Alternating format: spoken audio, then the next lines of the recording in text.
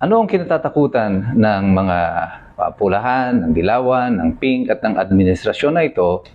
Bakit tila may pagmamadali na alisin nila at burahin sa larawan ng politika para sa 2028 si Sara Duterte? Yan po ang pag-uusapan natin sa araw na ito. Ito po muli si Attorney Mike Operario. Ano nga bang kinatatakutan nila? Ang may kasabihan po tayo, he who does not know his history is doomed to repeat it. Sino man daw po ang hindi nakakaalala o kumikilala sa kasaysayan ay uulitin niya ito. At sa ating palagay, ang kinatatakutan po ng administrasyon na ito ay hindi po si Sara Duterte per se. Ang kinatatakutan nila, kasaysayan. Alam niyo ba, sa Pebrero 2026 ay ika-4 na pong anibersaryo ng EDSA 1, kung saan pinatalsik sa pamamagitan ng People Power Revolution ang mas matandang Marcos, si Ferdinand Marcos Sr. At ang pumalit sa kanya, babae. At kailan nag-umpisa yung mga problema na ito di Marcos? Well, bukod sa kanyang masamang pamumuno nung panahon na yon, noong 1983, nung pinatay si Ninoy Aquino, ay dito nag-umpisa ang sunod-sunod na mga rally laban sa administrasyon ni Marcos. Hanggang nagresulta sa snap election and thereafter, civil disobedience. Bakit ko sinasabing parang inuulit nila ang kasaysayan? Tingnan po natin yan sa kasalukuyang sitwasyon ng ating bansa. Lubog sa usapin ng korupsyon ng ating pamahalaan. At sinong nakaupo? Isa na namang Ferdinand Marcos. And this time, Jr. Sino ang napipintong malamang napapalit sa kanya? Isang babae.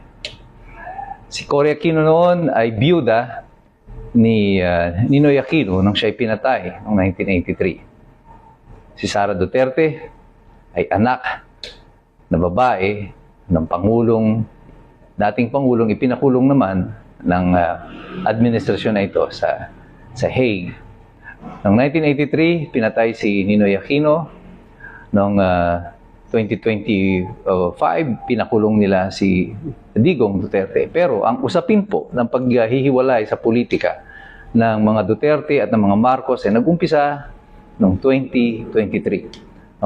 Nung inilunsad na ng administrasyon na ito, ang People's Initiative na naging malinaw para sa lahat na walang balak bumaba sa pwesto si Bongbong Marcos at ang nais niya ay palawigin ang sarili niya ang kanyang termino para umabot pa beyond 2028. At dahil dito sumabog na ang bagong istorya ng politika ng Pilipinas kung saan nagkaroon na ng paghihiwalay ang administrasyon na ito at ang dati niyang kaalyado, sina Sara Duterte. Isa nga bang aksidente na tila parehas na parehas ang mga facts and circumstances na tinatahak noong 1986 at ngayon ay papunta tayo sa 2026. Palagay ko sa isipan ng administrasyon, pati ng PING, pati ng mga dilawan na ito, pati na rin ng mga makakaliwa, mga komunista na tumutulig sa kampo nila Sara Duterte. Nararamdaman nila na parang inuulit ang kasaysayan. At ang kinatatakot nila dito ay baka magkatutungang maulit ito at si Sara Duterte ang uupo. Kaya kung kinakailangan, gawin nila ang lahat ng kaya nilang gawin, ay gagawin nila ito upang ma-prevent lang nila ang pag-uulit na ito ng kasaysayan sa 2026. Pebrero 2026, binabalak na naman ng administrasyon na ito na sampahan ng bagong impeachment si Sara Duterte base dito sa mga reklamo at mga demanda na kanilang mga sinasagawa sa kasalukuyan. Malinaw para sa maraming mga Pilipino na ito ay isa na namang sarswela ng administrasyon at wala itong ibang intensyon kundi alisin lang si Sara Duterte sa larawan ng politika pagdating sa 2028 election. Magsasaksid ba sila dito sa kanilang ginagawa? Well, history is not in the side of the administration. Sa tingin ko, mula ngayong Disyembre hanggang sa Pebrero, ngayon pa lang nagbibilang sila ng araw. Sa iyong pagtulog, ating ng administrasyon na ito, ng kasalukuyang Pangulo, palagay ko, umiikot sa kanyang isipan ang trahedya na naganap sa kanilang pamilya noong 1986, na kung saan sila ay persahang pinaalis ng mga mamamayan sa Malacanang.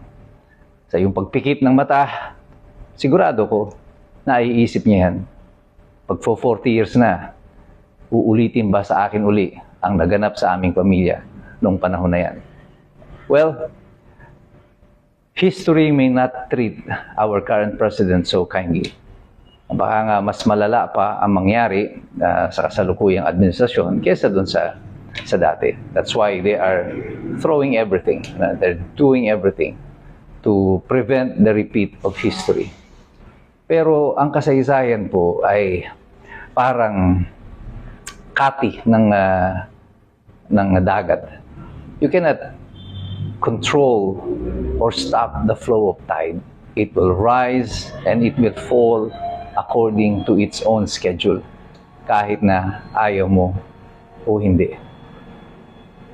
Ito rin sa tingin ko ang dahilan kung bakit sobrang disappointment ni Amy Marcos when she realized that this administration has had a hand in sending Rodrigo Duterte sa Hague.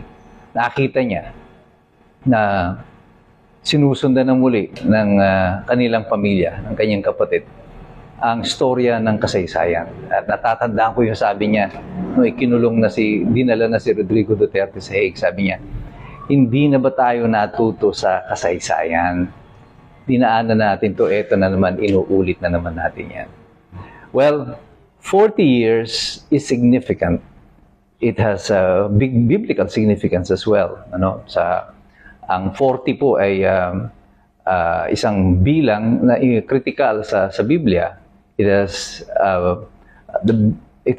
significance so far as yung pagkaganapan ng mga kasaysayan.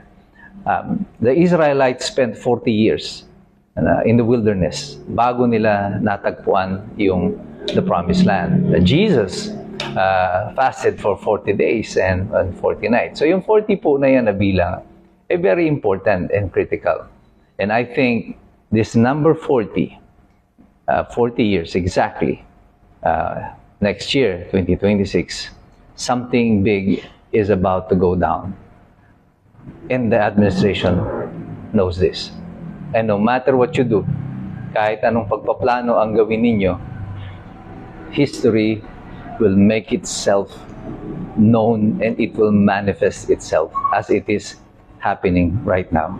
At yan ang kinatatakutan ng administrasyon na ito na bumabagabag sa kanila araw-araw, gabi-gabi. Time is ticking. December na, January, February. In less than 90 days, something big is about to happen in the Philippines. At tandaan po nyo yan. Ang kasaysayan mukhang mauulit muli. Pero tayong lahat, ano man ang mangyari, patuloy tayong naririto, magmamasid. Patuloy tayong makikilahok sa diskurso ng usapin ito tungkol sa ating bayan. Pero patuloy tayong magsisipag-aral sapagkat mahirap makialam ang taong walang alam. God bless you, God bless us all. Mabuhay ang Republika ng Pilipinas.